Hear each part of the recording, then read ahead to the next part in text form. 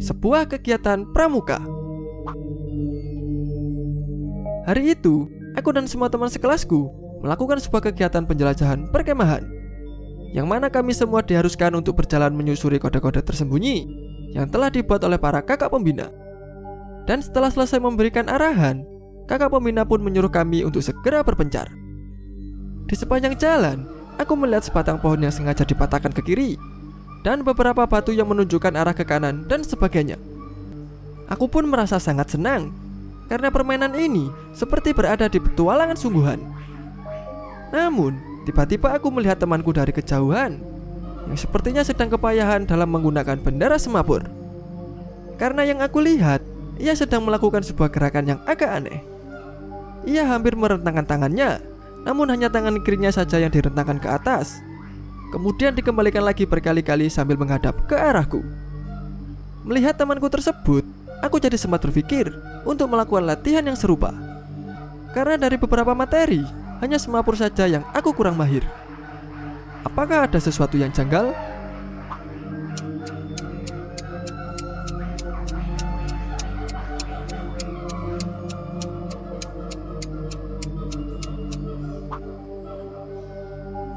Sebenarnya, temannya tersebut bukan sedang latihan, melainkan sedang memberikan sebuah kode SOS, yang artinya ia sedang dalam bahaya. Namun karena tidak mengerti, ia pun lantas mengabaikan kode tersebut.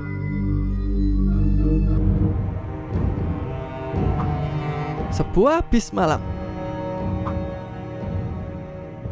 Beberapa hari yang lalu, aku pulang begitu sangat larut, sehingga aku pun berjalan tergesa-gesa menuju ke sebuah halte, karena aku tidak ingin ketinggalan sebuah bis.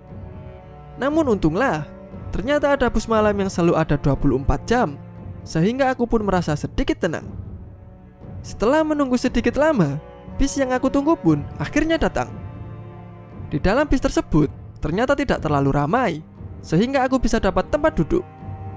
Dan di halte berikutnya, tiba-tiba bisnya berhenti, yang ternyata ada 2 orang penumpang yang masuk. Lalu, salah satu penumpang tersebut malah duduk di sebelahku, padahal masih banyak kursi yang kosong.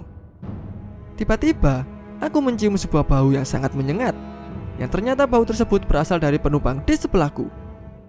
Aku pun lantas mencoba untuk menyuruhnya pindah, namun ia hanya diam dan tak memperdulikan semua omonganku.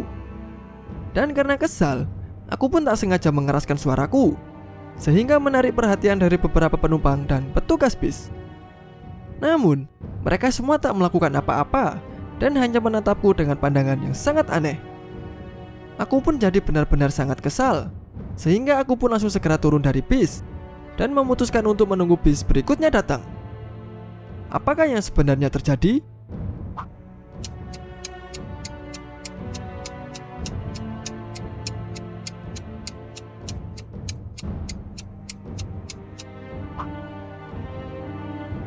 Sebenarnya, penumpang tersebut adalah hantu, dan yang bisa melihatnya hanyalah si aku itu sendiri. Itulah sebabnya semua orang menatapnya dengan pandangan yang aneh. Sebuah paket. Malam ini, aku begitu sangat sibuk, karena besok adalah hari terakhir untuk pendaftaran sidang, sehingga aku harus segera menyelesaikan revisinya sebaik mungkin. Aku pun langsung segera menuju ke mejaku untuk menyalakan laptopnya. Namun, ketika laptopku sudah menyala, tiba-tiba aku mendengar sebuah ketukan pintu. Aku pun lantas merasa kesal, karena ketukan tersebut begitu sangat menggangguku. Dengan terpaksa, aku pun langsung berjalan menuju ke pintu, hanya untuk sekedar melihat siapa yang datang.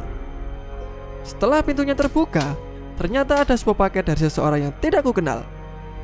Aku pun sempat berpikir, mungkin paket ini dikirim oleh teman ataupun orang tuaku.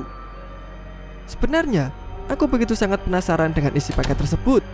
Namun karena aku sedang sibuk, aku jadi malas untuk membukanya. Sehingga, aku pun hanya menaruhnya di dekat pintu dan langsung kembali menuju ke mejaku. Setelah itu, aku pun menyalakan laptopku lagi dan melanjutkan kembali membuat tugas akhirnya. Apakah ada sesuatu yang janggal?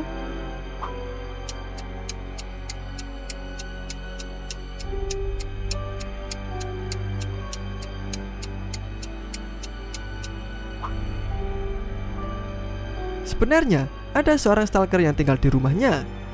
Karena dalam cerita, ia menyalakan laptopnya kembali ketika ia selesai mengambil paket. Padahal sebelumnya ia sudah menyalakan laptopnya terlebih dahulu.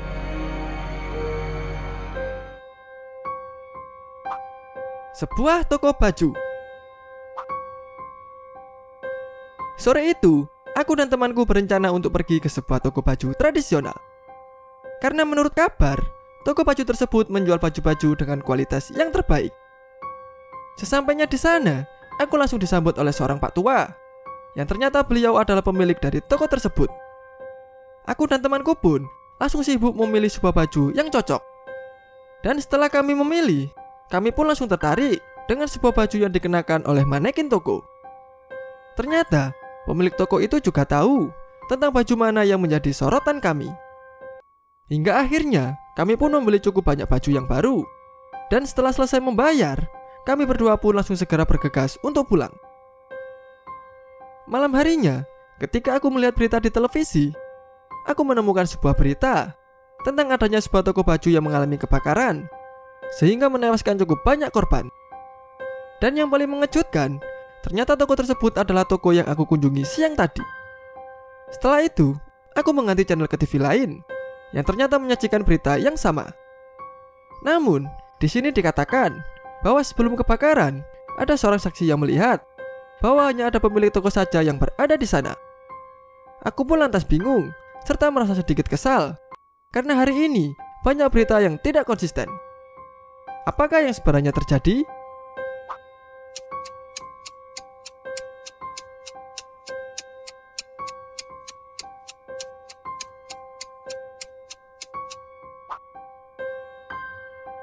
Sebenarnya, manekin tersebut bukanlah sebuah patung asli, melainkan sebuah manusia asli yang telah dijadikan manekin. Itulah yang menyebabkan adanya banyak korban saat kebakaran terjadi.